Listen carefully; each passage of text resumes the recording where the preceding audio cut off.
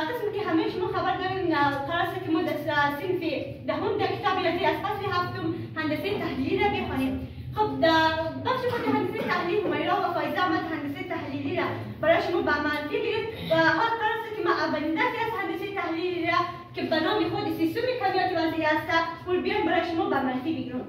خب البته پیش از اینکه مثلا ما هر درس یاد بگیریم قرار است که مثلا ما اهداف درس را بفهمیم. یعنی در این درس قرار است ما به شما چند چیز یاد بدیم.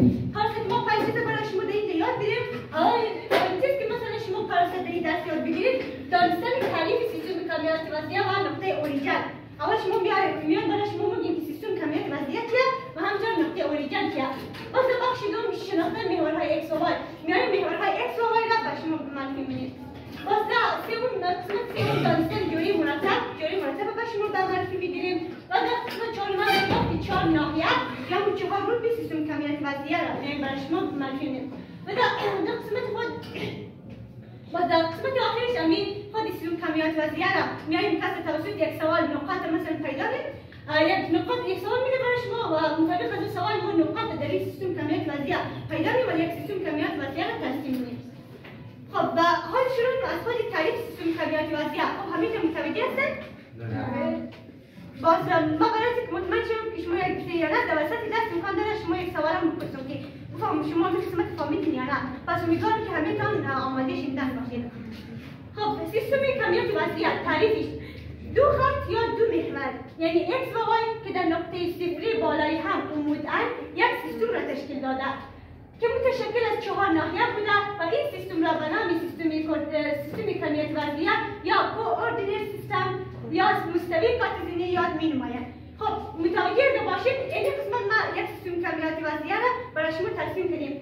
در تعریف چی هستم گفته دو خط یا دو محور یعنی یک محور x که محور افقی است یک محور y که محور عمودی است. یعنی دو محور آمده یک نقطه قطع کرده و 4 ناحیه را تشکیل داده. یک ناحیه، دو ناحیه، 3 ناحیه و 4 ناحیه یا 4 قسمت را. باز علمی که 4 قسمت را تشکیل داده علمی در حقیقت چیکار کرده؟ یک سیستم را به وجود آورده که این سیستم را به نام سیستم کمیت وضعی یاد مونه که در این سیستم کمیت وضعی ما چیکار کنیم؟ نقاط پیدا کنیم. یا مثلا ما میتونیم مثلا در کل سیستم کمیت وضعی مثلا یا مستوی کارتزینی میگیم مستوی خودش یک سطح منظم هندسی سطح صاف است که در این زمان ما چیکار کنیم؟ نقاط پیدا کنیم. پس در کل این سیستم کمیت وضعی و حالا میفهمیم که خود نقطه اوریجن چیه. میفهمیم که این نقطه مرکزی نقطه که دو خط دیگه خط کرده این با او نشان میده. بخاطر چی؟ چون نقطه او به معنای اوریجن است از کلمه اوریجن گرفته شده و به معنی چیز نقطه مبدا شروع یا آغاز. خب این دو خط یعنی x و y همدیگر را در یک نقطه یعنی او عمود قطع کرده که نقطه تقاطع این دو خط را به نام نقطه اوریجن یعنی مبدا یا آغاز یاد می‌نمایند و به حرف او بزرگ انگلیسی نشان می‌دهند. در این نقطه که علمی دو محور x و y یک را قطع کرده به صورت عمودی این نقطه را به نام نقطه اوریجن یا نقطه مبدا یعنی به خاطر چی نقطه اوریجن یا نه؟ به خاطر چی؟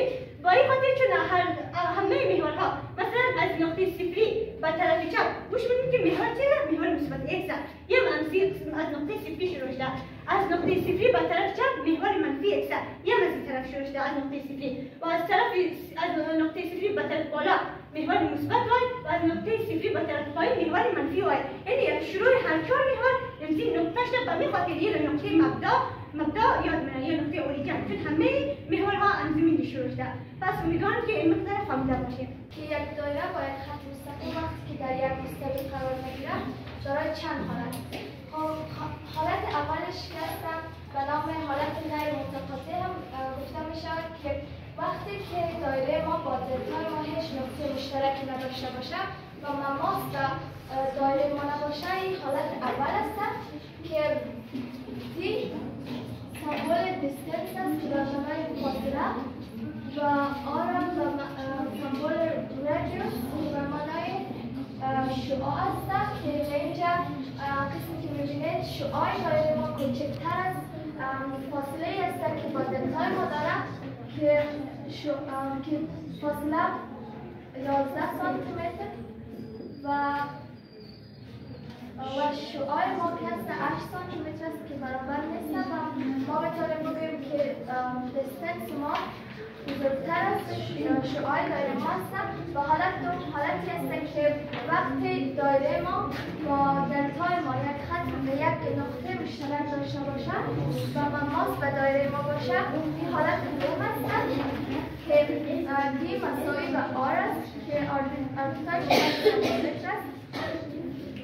حالت سوم وقتی یک امی دلتا خط مستقیم با دو نقطه مشترک با دایره ما داشته باشد، این حالت سوم گفته می شود که شعاع دایره ما 8 سانتی متر و فاصله که با خط مستقیم با دلتا داره 6 سانتی متر است که گفته می توانیم که همه شعاع ما بزرگتر است همه فاصله است که با خط مستقیم داره.